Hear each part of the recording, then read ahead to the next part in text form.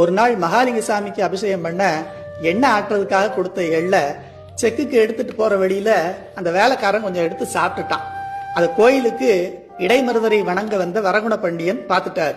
உடனே பயந்து போன அந்த வேலையாளு தண்டனையில இருந்து தப்பிக்க மகாராஜா காலில் வந்து விழுந்து, சாமிக்கு எண்ணெய் ஆட்ட கொடுத்த எள்ளை சாப்பிட்டா அடுத்த பிறவியில செக்கை இழுக்கும் மாடாக பிறந்து மகாலிங்கத்துக்கு தொண்டு செய்யலாங்கிறது விதி, அதனாலதான் சாப்பிட்டேன்னு சொன்னானாம்.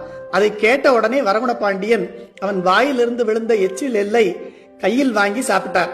தப்பு செஞ்சவனை தண்டிக்காம இப்படி பண்றாரே ஏன்னு தெரியாம நின்றவர்களை பார்த்து, செக்கு இழுக்க ஒரு மாடு பத்தாத, இன்னொரு மாடாக நான் பிறக்கிறேன்னு பாண்டியராஜா சொன்னதை வழிபடும் ஒருவன் மஞ்சனத்தியற்றிய செழுவிதை எள்ளை தின்னக் கண்டு பிடித்தலும் அவன் இப்பிறப்புக்கென்ன இடித்துக் கொண்டவன் எச்சிலை நுகர்ந்தம்னு 11ஆம் திருமுறை திருவிடைமருதூர் மும்மணி கோவையில வரகுண பாண்டியனின் பெரிய அன்பாக பட்டினத்தார் அருளி செய்கிறார்.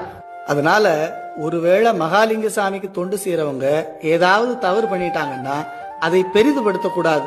நல்லதோ கெட்டதோ சரியோ தப்போ அதை மகாலிங்க சாமி பார்த்துக்குவார், அதை அவர்கிட்டே விட்டுறணும்.